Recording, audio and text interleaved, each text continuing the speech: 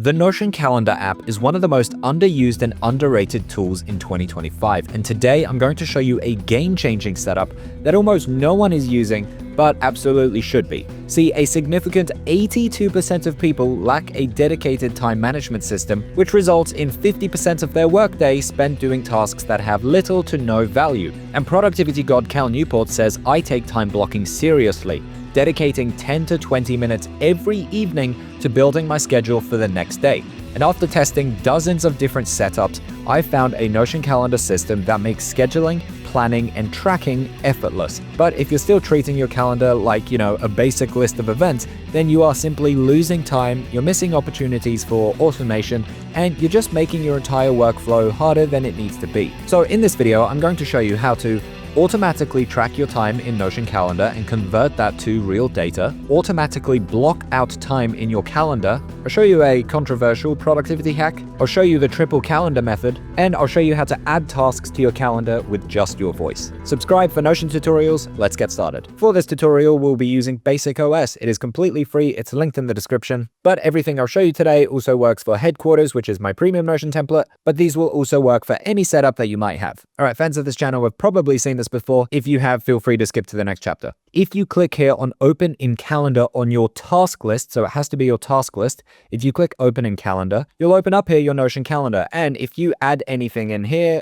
task 1, if we go back to Basic OS, we can see here task 1 sitting in here from 2 o'clock to 4 o'clock. Now, if we click on this plus icon here and we scroll down and we go to formula, we are going to enter this formula here. So I'll call this minutes. It is basically saying, show me the date between the end of this date, so 4 o'clock, and the start of this date, which is 2 o'clock, and show me that information in minutes. So now I can see automatically my time tracking of this task here in minutes. So as I'm working in Notion Calendar and I add task 2 here, and it's 2 hours as well, automatically in Basic OS here, I can see task 2. That is how to automatically track your time with Notion Calendar. Now, the next Notion Calendar trick is actually in Google Calendar. All right, let's say every single day we go for a walk at 8 a.m. to 9 a.m. So I'll write here walk, and I'll change this here at 8 a.m. And then we're going to change this does not repeat to daily. And then I'll click here on save. So now automatically here, every single day at 8 a.m. this here is generated. So if we now go back to Notion Calendar, you can see this here is blocked off. So I won't schedule anything for this time here because I know that's when I go for a walk. And you might want to do this for your evening routine as well. Let's say you really struggle sleeping at night. Well, maybe you could time block your evening routine. So I'll say 7 p.m. to 9 p.m. here. And now I've blocked off this time in my Google Calendar, which then shows up here in my Notion Calendar.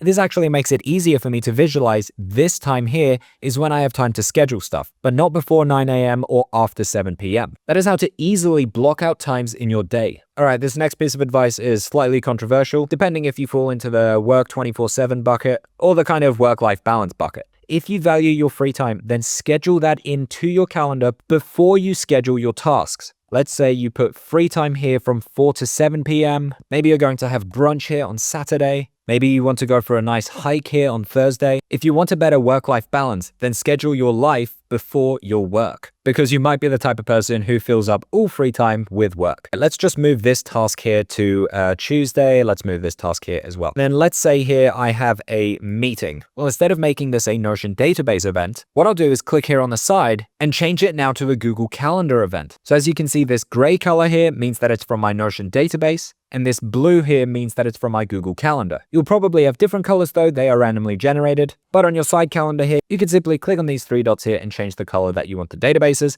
So let's say that this database now is red. Now for this meeting here, what I can do is click on Docs and Links. And here I can add a link to my Notion workspace. So let's just say in your workspace, you have a page that's called, meeting agenda or something like that. Well, we'll just write meeting agenda, and now we can link to that page in our Notion calendar. Now you have your meeting blocked off with the relevant page ready. That's how to link pages directly inside of Notion Calendar. All right, so right now we're seeing our Google Calendar and we're seeing our Notion tasks. So that's 2 calendars. But let's just say we have another database in our workspace here, and let's just say that this is our groceries, for example. And in here, we track our grocery spendings. So I'll just say spending, and we'll add the date property for when we went shopping. So I'll say tomorrow, I'm buying in the future somehow, I've spent $100. We'll change this property here from number format here to $1. So tomorrow, I'm going to spend $100 on groceries. Well, if I right click on this table here and click on duplicate and we change the layout to a calendar. So here I can see groceries, and actually let's rename this to groceries $100. But we'll still keep this spending property in case we want to view it as a chart or something like that. Well, now in my Notion calendar here, I can see my budget showing up. So groceries $100, and it's showing up here at the top. So let's say this wasn't our groceries, but just our spending, for example, and we have our rent, for example, and let's say that's $1,000 every 2 weeks or something like that. We could set that as a recurring task, and then that shows up here in my Notion calendar. So I'm seeing my spending literally in my calendar. So I have my Google Calendar, my Notion calendar, and my budget spending calendar all in the same place. If you don't want to do budget, you could do your content creation, like my Publish OS Notion template. You could show your reading log. There are so many possibilities. And that's how to set up a 3-calendar system. Now, the one problem with Notion Calendar here is I can't really tell what these tasks are about. So this says task 1 here, task 2. That doesn't help me too much. I want to quickly be able to tell what type of task this is. And that's why I use the emoji system. So if I click on task 2 here, well, what I can do here is add an emoji that means something to me. So let's say that this warning sign here means